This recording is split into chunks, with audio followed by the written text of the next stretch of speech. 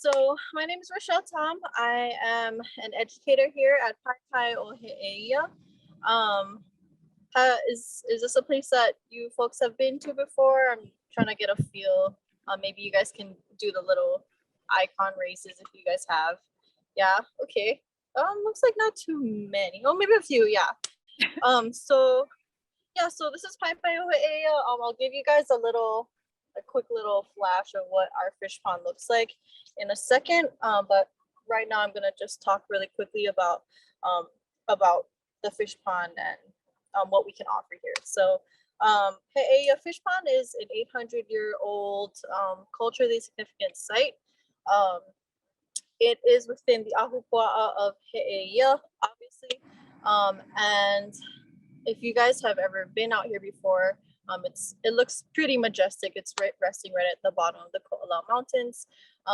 And then, so we like to start off with the quick facts, and the quick facts are that the fish pond itself is 88 acres. And then just for size, like a reference, a frame of reference, we like to tell people that you could fit all of Ala Moana Center, or you could fit all of Kamakana Ali'i in it. If you're from the west side, you're not too sure, never been to Ala Moana. Those big shopping malls are 60 acres, 67 acres, and then our fish pond is 88. We have just recently cleared it so that you can walk around the whole fish pond itself, on top of the kuapa, and the kuapa is what we'll refer to as the wall. And so that's 1.3 miles. So if you were to ever come here with your students, we will sometimes walk across the whole thing, given we have enough time, given they deserve it, right? If they work hard enough, then they can walk across the whole thing. But typically we'll take them out, do a little work project, and then we can do a tour, and also a little educational component. So here at Pai Ohe'eia, we really like to push this idea that a lot of things can be learned at this fish pond, whether it be cultural, or you can push, any subject that you're interested in teaching about at your school here. We especially like to bring kids here so that they can learn what it means to be connected, what it really takes to get a community on board with such a large goal. So for us, our goal here is food sustainability, food sovereignty, cultural perpetuation. And that is something that can only be achieved by reaching out to our community, reaching out to our kumu, to you guys, to kind of, inspire kids, because for a lot of people, this may be their first experience doing any type of hana outside. And so for us, we're primarily focused right now on mangrove invasive removal. We have, if you guys ever drive past our bridge here, there's a whole forest of mangrove. 20 years ago, the mangrove would have covered the whole entire Kuapa. And it's been, it's taken us 20 years so far to do what we've done here. And it's a work in progress.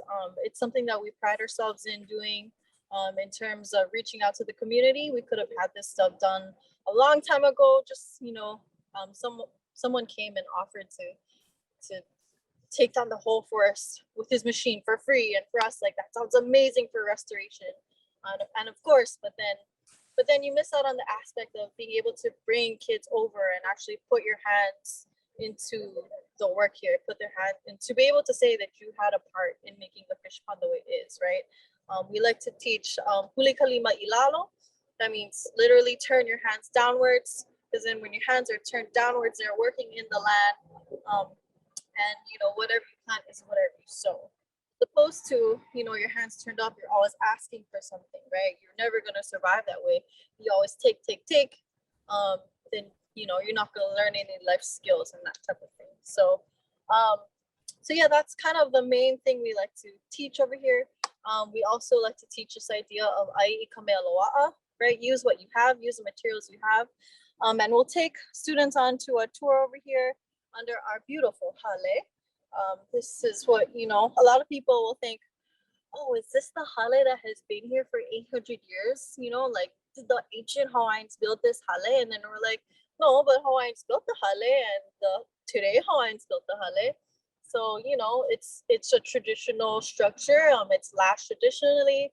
It's a really good point to show people where, you know, Hawaiians will adapt and use what they have, because that is at the very essence what makes a Hawaiian person Hawaiian, right? It's your ability to use those resources that you have. And of course, we have our beautiful i'a, right? We have all kinds of fish. We have herbivorous fish, carnivorous fish, and then we like to talk a lot about our herbivorous fish called the ama. It is a kinolau, or a bodily form of one of our akua, meheanu. And so throughout our lesson, we'll be able to do things like incorporate place names, and, you know, mo'olelo about the place, and, you know, things that have morals and names attached to it that helps you to remember kind of all why this stuff is even really important. You know, why as kumu you would want to be incorporating this into your curriculum and introducing keiki to this type of thing. I guess I can show you guys what it looks like now that I've talked enough about it. If you've never seen it before. So here's the beauty of, flip this over. There you go. All right, there's Fred, he's troubleshooting. So here's our fish pond. I know it's a little bit hard to hear right against the backdrop of the ko'olau. We like to delineate the ahupua of He'eia, which begins at Keahiakahoi and includes these two valleys right here. And then we have Ko'ivike'e, that ridge line. And then, you know, show them Kealohi. And then we'll talk about Makaha. If you guys ever get a chance to come down here and talk about Makaha and why it's important, why it's called a Makaha, and what it has to do with our fish pond. There's a lot of opportunities here to talk about, you know, science and, you know, the food chain and energy sources and things like that. Any way you can incorporate that into your lesson. It's just a beautiful place to be in general. And so, yeah, I mean, there's a lot we can offer you guys here. If you guys just come down one day, you guys can see what it's all about. So, how's it going, Fred, with the tech? Is it okay if folks ask a few questions if they have any now, or? Oh yes, please. If you have any questions about you know, the types of things we're able to offer and the curriculum and things like that, please do ask. Okay. Let me see. Stand off to the side where I can hear you. So yeah, Fred asked me to talk a little bit about Makaha. Let's see if I can get a good angle here of Makaha. If I stand right over here, are you guys able to hear me? Okay. Thumbs up and yes. Okay. All right. So this right here is what we call a Makaha. If you look that up on vehevehe.org, that will join the meeting.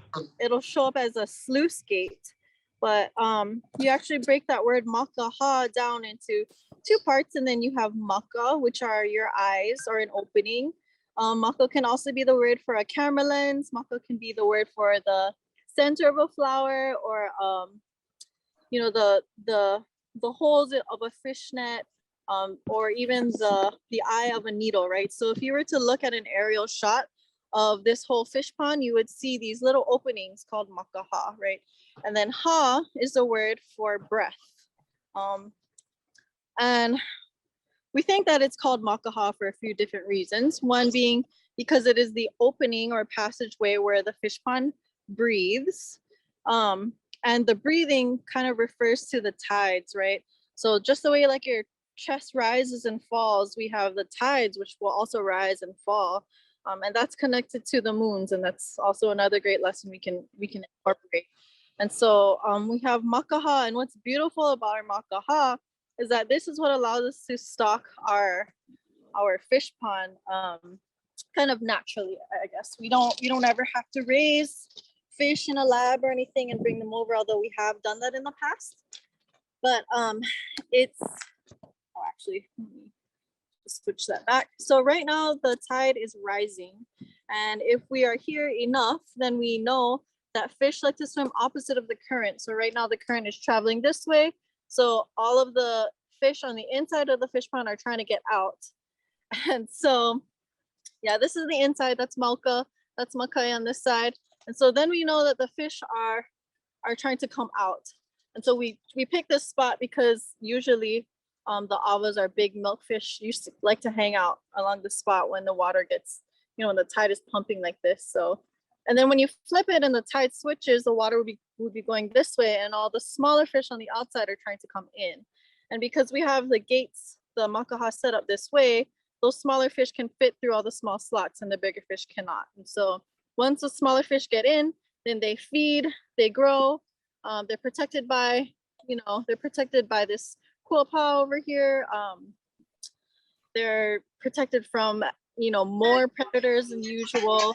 And so they get really big, and then they can no longer fit through the gaps in the makaha. And then as a person, as a kanaka,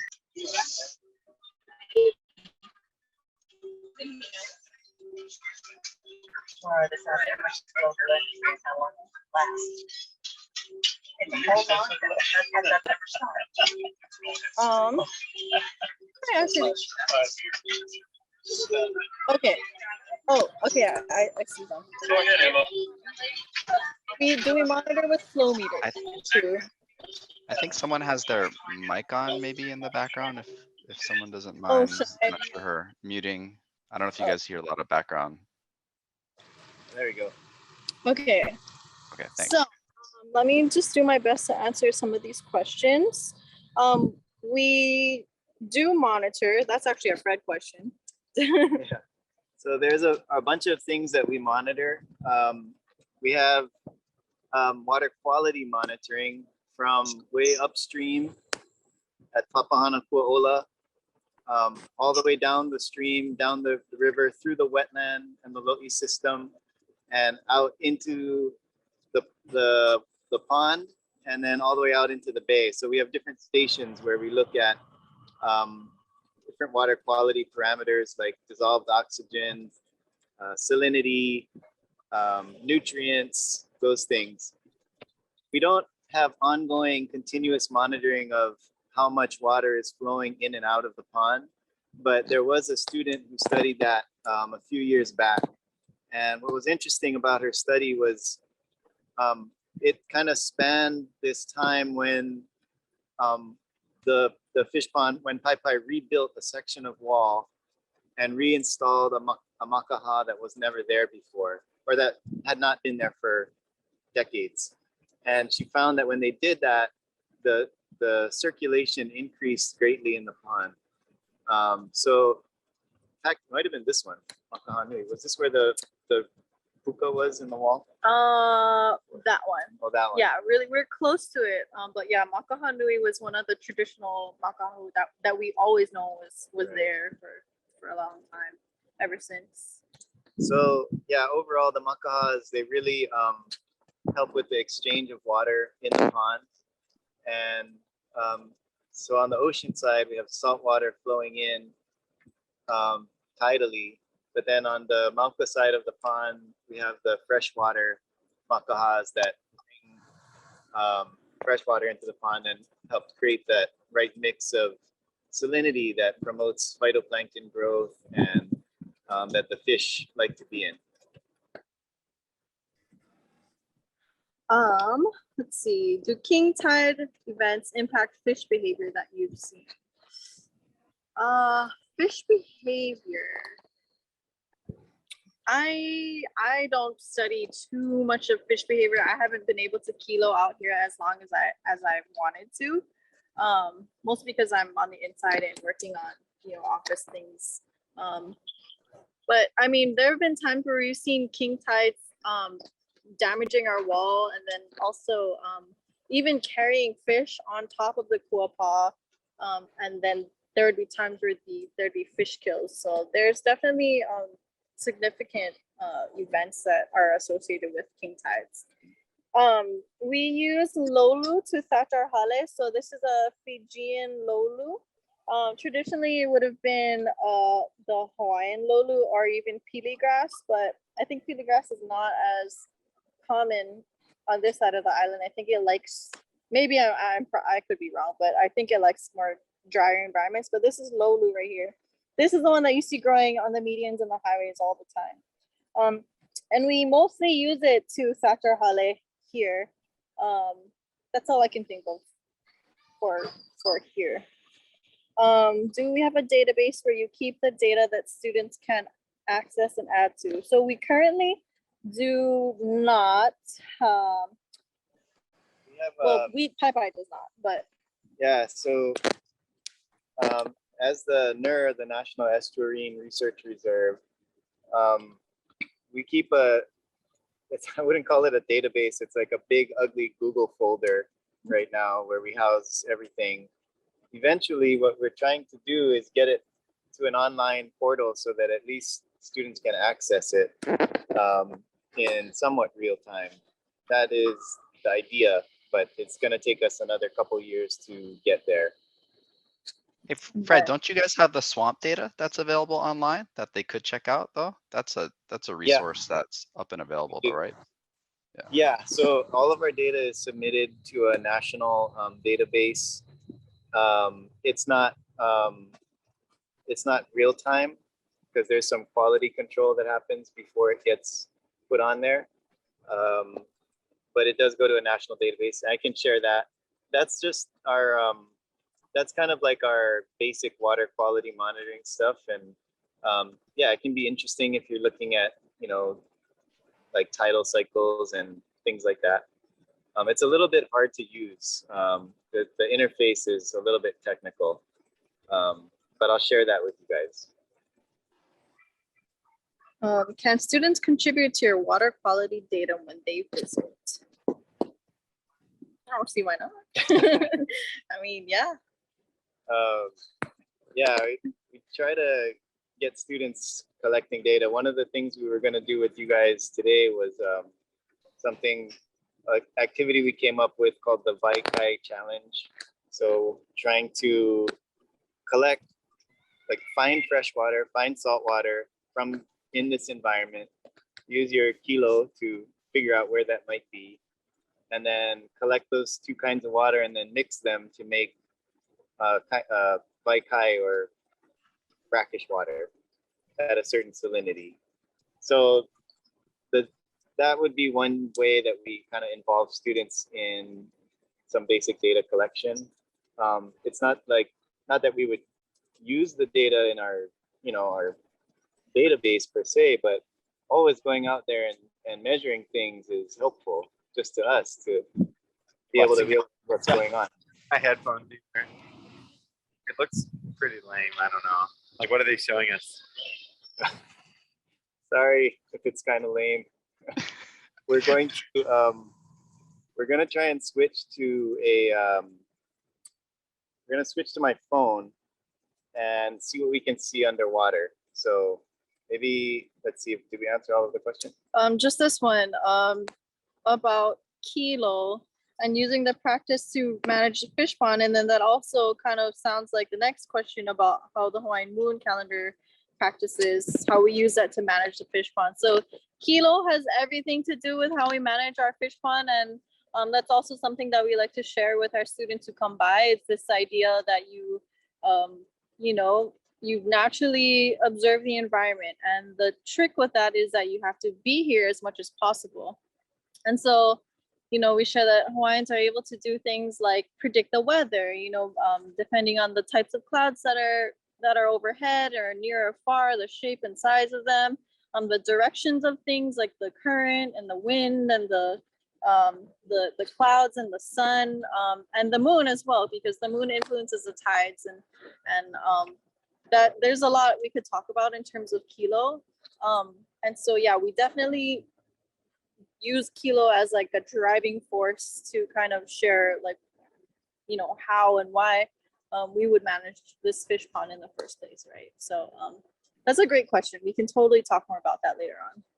Yeah, and we also we time all of our water quality monitoring based on the moon cycle, because if we're going out and trying to collect samples that we can compare across time, it's really important we do it at the same part of the tidal cycle every month.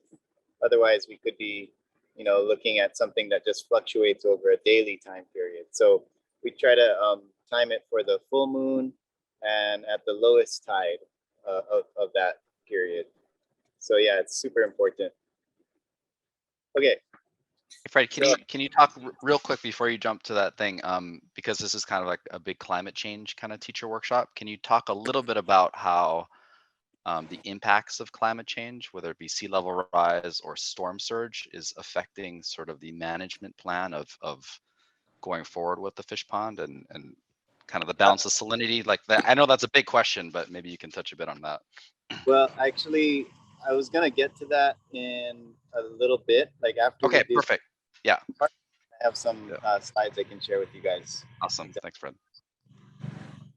Okay, so maybe just leave that iPad there, just put it down, and then we'll grab our equipment. Okay. Let's switch to my phone. All right, should I leave this on? Yeah, just leave it on. All right, you guys can get this in the meantime, get this beautiful view. Hopefully, oh, we'll just mute it for you so you don't hear me.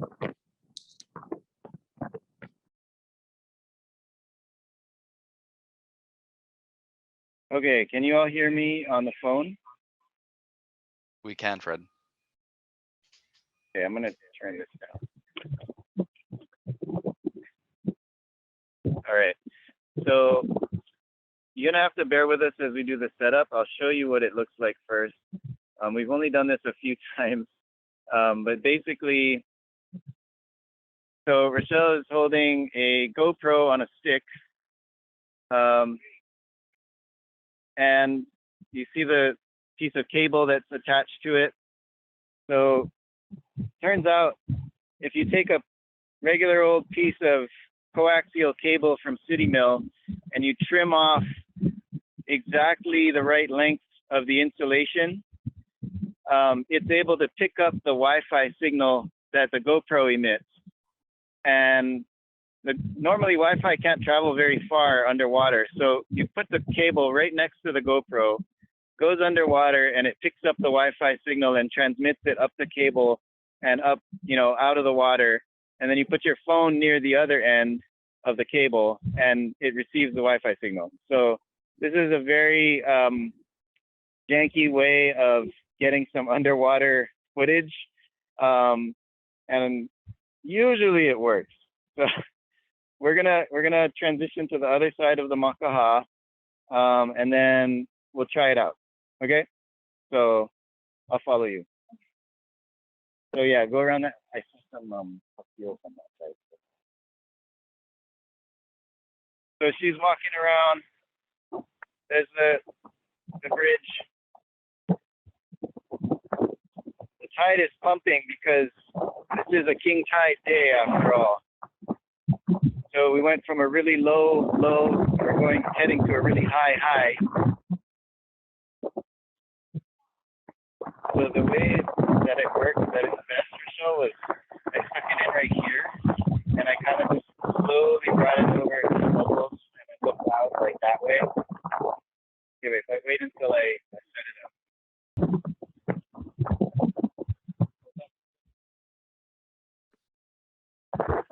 Yeah, thumbs up, Fred. I don't know if you can hear me, but we can see it now.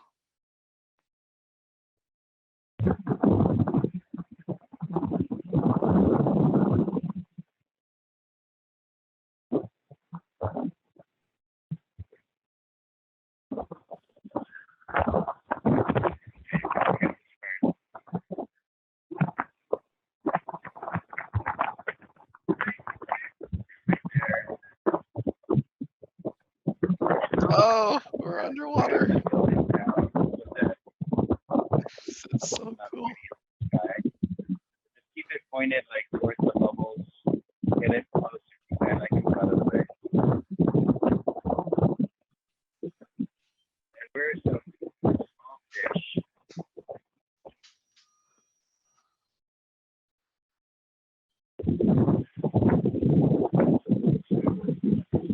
Right there. Right there.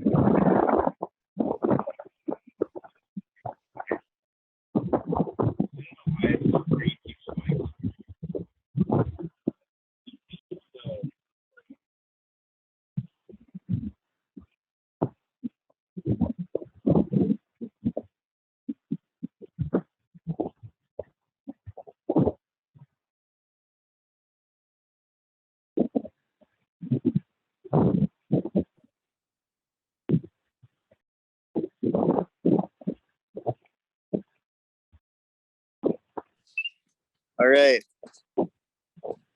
Hopefully you guys can hear me. I'll try and narrate a little bit what we're seeing. Those fish, the silver fish you're seeing right now are ava or milkfish. They're one of the herbivores that are the target species in the fish pond. And they're one of the biggest fish that we see in the pond. So they're about 3 to 5 feet long. Nice size fish, really bony. So actually, you mostly make fish cake out of them. Earlier, we were seeing a school of papio, or papio. I guess the English name is trevallies or jacks, and they're one of the predator fish in the pond. So there's a great view of the ava or milkfish right there. They love to swim inside the bubbles. I think it kind of makes them high a little bit, like a little bit dopey. Traditionally, that you might have seen earlier, there's 2 gates to the makaha. So you would open the inner gate, fish swim in to the chamber in the middle, and then you shut that inner gate behind them. And then you've got this group of fish trapped in this small area. They're kind of high and dopey because of all the oxygen bubbles. And you can just reach down and pick which one you want to eat. So, yeah, as I was saying earlier, we did see a school of papio. And those are the predator fish. They are not necessarily the target species because they would actually be eating the baby ava and ama.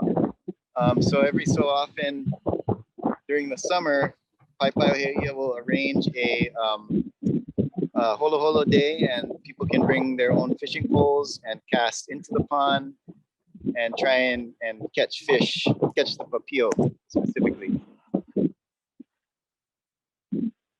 Are you guys hearing me? I have no idea. Yeah, we are Okay, hearing good. you, Fred.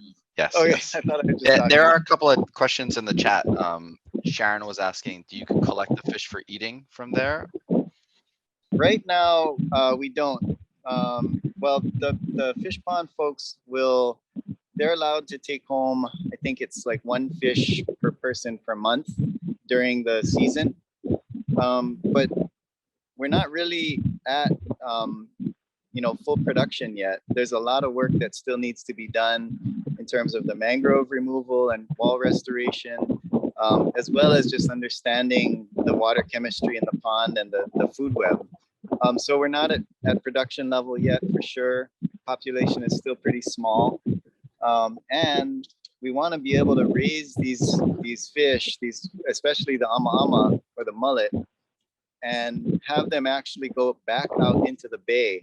So when they get to be reproductive size, some of them they'll let back out into the bay to go and spawn, because the wild populations are actually pretty depleted of these fish. So right now the fish pond is kind of acting as a sanctuary for the ama. And we're trying to do what we can to replenish the wild population. So I'm seeing some questions about school visits. Yep, there's a fee for school visits. It's pretty reasonable. I think it's $200 for up to 20 people, and then $10 per person after that. And so they also have a scholarship program that you can apply to, and they give out a small number of reduced fee visits per year. Okay, I'm gonna tell Rochelle to come back real quick. Okay, Rochelle.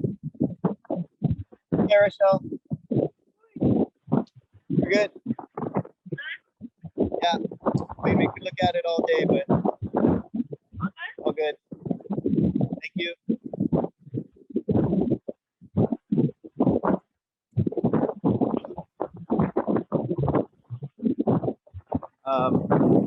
Guys, I'm gonna go and stop screen sharing from that end.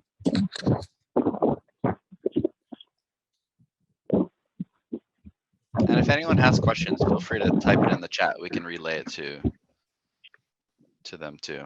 I see a few coming in.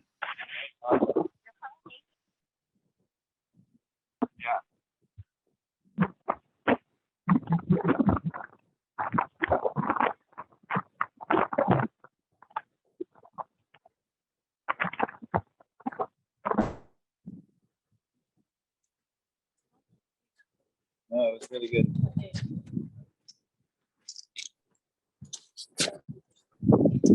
Hey, hi everybody. Let's see, get back set up here. All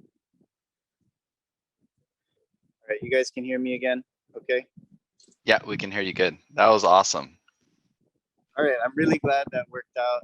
Usually we don't see the Ava. I've never gotten it on the right tide before, so this was the first time we got to see the big fish come around, which was super awesome. Usually we just see little schools of the small reef fish that kind of hang out there too. Okay, so let's talk about climate change really quick. I'm going to share my screen and let's see. Hey Fred, real quick, just we're on the topic of this Yeah. experience that we've had. Is this what groups, I think there's a question in the chat about when visiting groups come, do you stick it underwater and they see what's happening? Or is this a special thing that we're getting? It's pretty special. Like I said, we've only done it a few times because it was during the pandemic that, you know, we wanted to try out some new things. Yeah, I mean, normally when you're here, you can just stand on the makaha and you get a Look at pretty good yourself. view Yeah. of the fish that are coming around. Yeah, don't go telling people that this is a normal part of a tour. Yeah, it's not. Yeah, but I mean, there's really no substitute for being here. Right. Yeah. You know, the kids, when they come, Rochelle will take them out on the sand flats at a low tide, and they can look at all the critters out there, catch them in scoop nets, bring them in. So it's really tactile, and you know, it's like the full sensory experience of being here. Any other questions? I see one more about what kind of limu is growing in the local. We have primarily the previously invasive gorilla ogle. It's edible. We were actually supposed to do a limu salad sample today, but it is edible. It's kind of similar to the one they sell in the stores with poke, but it's a lot thicker. And it just grows so quickly, and it's taking over our fish ponds. Yeah, that's, you know, if you look into the fish pond and you see all the dark spots, pretty much all of that is and You can see there's like sandy patches out there, but most of this dark stuff is all gorilla ogle. yeah. It's a little bit lighter right there where the water has blasted it away, but yeah, it's kind of a big nuisance. Yeah, but we use it too, right? So farmers will use it for fertilizer and things like that. We just don't sell it, and it doesn't leave our watershed. It should not. Okay, we're just gonna go with this version. So on a nice day, this is what He'eia looks like. Although most times it's cloudy, thank goodness. That's where the ko'olaus, you know, trap the clouds blowing in on the trades, and that's where all of our water comes from. So just to orient you a little bit, we're in the Ko'olau Pokomoku, and we're one of, I believe it's 9 ahupua'a in the Kaneohe Bay area. As I mentioned before, we have this He'eia National Estuarine Research Reserve now, thanks to the efforts of all of the community that got this designation. And it looks like a gerrymandered congressional district. So we don't really think about the boundaries too much, and we just try to operate within the whole ahupua'a, supporting all of the good work that's been going on for decades. But we are now part of this larger national system. So, you know, we get to learn from all these other estuaries around the country who are doing similar efforts. Um, so the main partners within the reserve are Pai Pai, Kaka'oiwi, which is just across Kamehameha Highway, where they're restoring 400 acres of land, 200 or so of which used to be in lo'i production. And then looking Makai, we have the Hawaii Institute of Marine Biology on Moku'olo'e, where they research everything from whales to coral polyps. And all of this research wouldn't have been possible without the kupuna from this community who really fought for the spaces to be preserved from development so that they could turn into what they are today. So let's just, I want to look quickly at the past before we look to the future. Because like Uncle Kawai Kapu Hewitt said, if we don't know where we came from, we're going to be lost, and we cannot be lost going into the future. So, you know, few hundred years ago, if you walk through the Kaneohe Bay area, everywhere where you see the blue would have been lo'i. So there were hundreds of acres of lo'i kalo in this area, fed by the fresh water that was abundant. And if you walked along the shoreline, about 30% of it would have been fish pond. There were 30 ponds in total in this bay. Everywhere, this is a short stretch of coastline, just about 2 miles long. Paipai'oheia is in the upper left, that blue X, and you walk along the coastline, and everywhere you see an X, there was a small fish pond. So these two things, the fish ponds and the lo'i, they acted, you know, together in a system. Everybody knows about the Ahupua'a system. In detail, what that did was the forest, which was intact up at the top of the mountains, trapped water, nutrients and sediment traveling down, entered the lo'i systems. Lo'i tend to trap sediment, but they release some nutrients. Anytime you have intensive agriculture, there's some nutrients leaking out. But those were utilized in the fish pond for phytoplankton growth, which fed the herbivore species like the ava and the ama.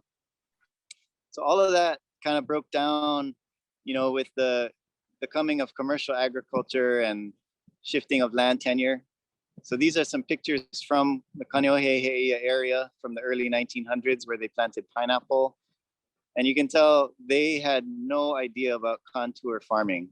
They just went up and over every single little hill. So of course, when it rained, all of that mud went washing down. And this is, unfortunately, it's not going to work because it's an animation, but the slide here basically shows how a lot of these fish ponds got filled in and turned into subdivisions. This pond, this was a brochure from the 1950s, where on the right, they kind of show the plan for this area. The pond was going to be a marina for yachts. You can see the slips there. And the wetland was going to be a golf course and subdivision. And luckily, thanks to the kupuna who stood up and said, no, that's not what we want. We don't have that today.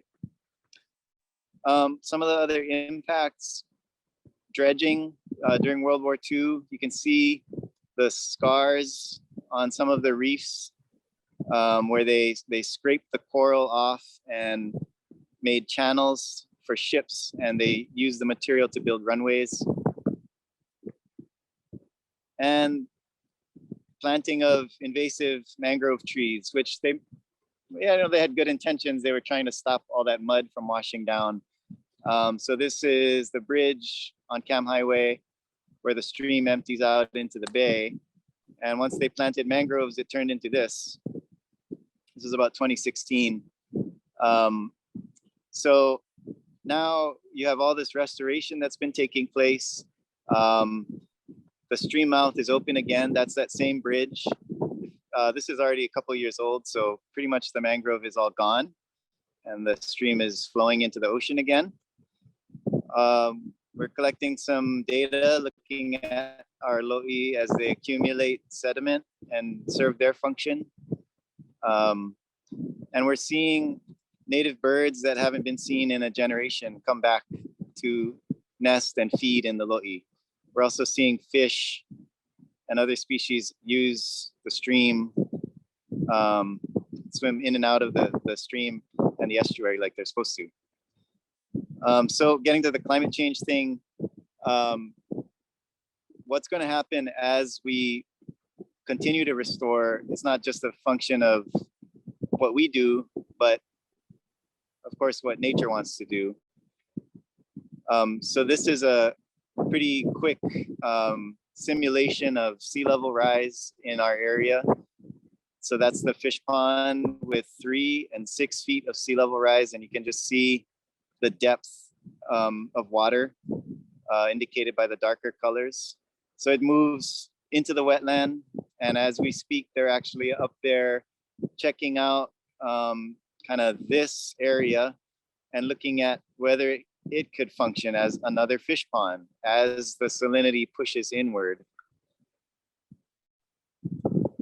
So today we'll see what happens, but at a previous king tide, this is actually where Rochelle and I are sitting right now.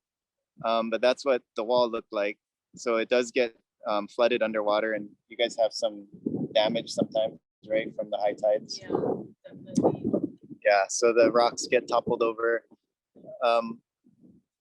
And then looking at the freshwater side, you know, we could be looking at not enough water. We already know that rainfall has decreased and stream flow has decreased. We're looking at increased heat for sure. And all of that kind of combines to put a lot of stress on not only the native stream life, but also the taro plants themselves. But then we don't really know. We could get more water, and you'd probably, if we do, it's going to be too much all at once. So flooding is a real concern. Hopefully our lo'i will help to mitigate the floodwaters. Otherwise, we'll end up in this situation where all the mud, instead of being trapped by the lo'i, is trapped by the fish pond. And we definitely don't want that. And then, you know, this fish pond is really connected and tied to the health of the ocean. So as the oceans heat up and we have marine heat waves and coral bleaching, sorry, these videos won't work, but what does that mean for the wild populations of fish that stock the pond? We don't quite know yet. Okay. This is a quick graph over time of coral cover in Kaneohe Bay. And you can see all of the stresses that it has been under. But amazingly, when you remove some of the stresses, the coral bounced back in the 1980s. But we're kind of on this roller coaster of coral cover as it responds to freshwater kills, which happened during big floods, and then also the bleaching. So, you know, whatever we can do to reduce the stresses that come from the land is going to help our coral to weather the things that we can't control so much, which is the heat.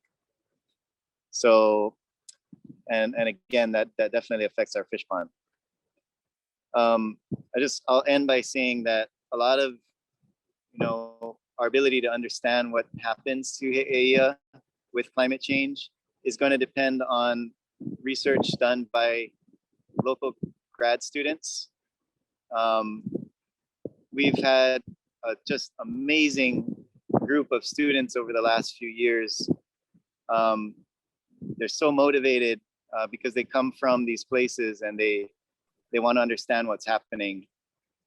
And they are hungry for the tools to be able to understand it better. So we want to try and support them as much as possible. All right, that's the end of my slides. Let me go back to Zoom here. Stop share. Okay, I didn't see if there were questions coming in at all, so oops. Maybe let me look at the chat and just see. I know we're at time, so I don't want to go too much longer. Okay, I don't see any new questions, so I can take a couple now if there are any, or comments.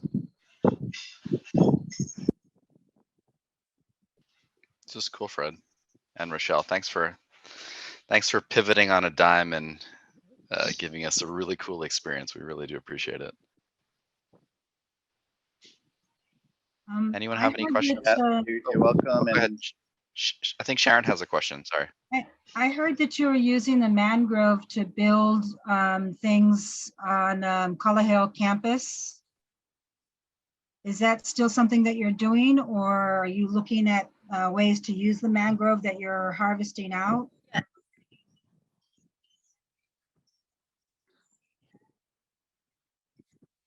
Yeah, so so we are building a hale on Kalaheo campus. It was recently put on pause because of permitting, but all of the permits just recently went through, so that's another thing that we're about to take within the next school year. In terms of using our mangrove, we would love for people to use as much of it as possible, especially ours, but the only trouble is getting the logs down and then out onto the road is the hard part. It's very labor intensive, but as long as you come with a crew and a good attitude, then we're more than willing to accommodate any requests. We before the pandemic, we had someone who was building a barn on the west side. I can't remember where, but he requested 40 logs or so from us, and we did it. We got them down, and then we got them to the state park side where he could load them up on his trailer. But just then the pandemic hit, and then a lot of the logs dried up and they cracked and they're unable to use. But if you have the the labor to do it, because there are only just a few of us on staff here full time, so we definitely encourage you to use as much of it as possible.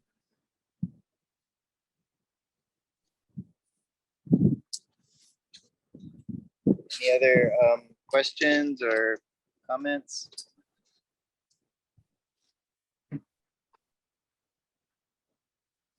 Okay. Well, Leon, we got to talk at some point after this. Rochelle has all the ingredients for ogo salad. So maybe if we can get it together, I will bring them into town today and give them to you. Yeah. And then you guys can figure out a way to distribute it to the teachers. Yeah. Oh, there's a question. Debbie has a question about work days.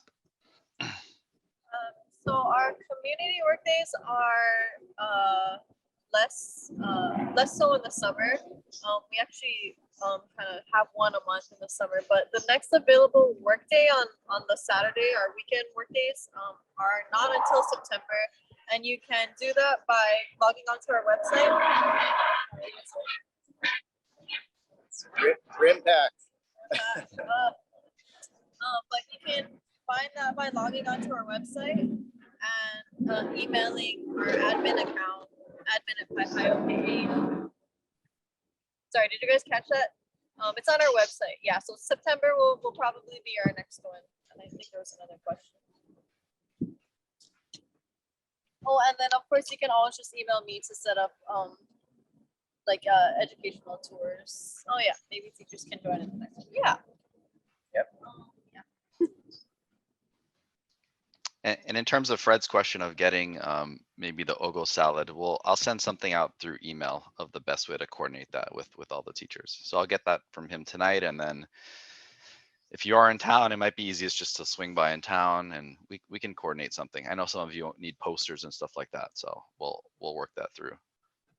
We do have a next session, just so folks know. Hopefully everyone got the invite to the new Zoom link that Katie's going to actually build upon what Fred and Rochelle talked about in terms of sea level rise, and delve a bit deeper into the NOAA sea level rise viewer and some of the other tools that you can use in your classroom. So if there aren't any more questions for Fred and Rochelle, I do want to give you all a big, if we can give them a big virtual or or auditory round of applause. We really, really appreciate you guys doing this on short notice and allowing us this real tech thing. We'll make sure not to advertise that widely with everyone. Hey, Liz, I see you. Good to see you again. Hope you're doing well. And thanks everybody. Sorry we didn't get to see you in person. Yeah, hopefully hope to see you, some of you on the work days. And yeah, enjoy the rest of your workshop. Thanks for doing what you do.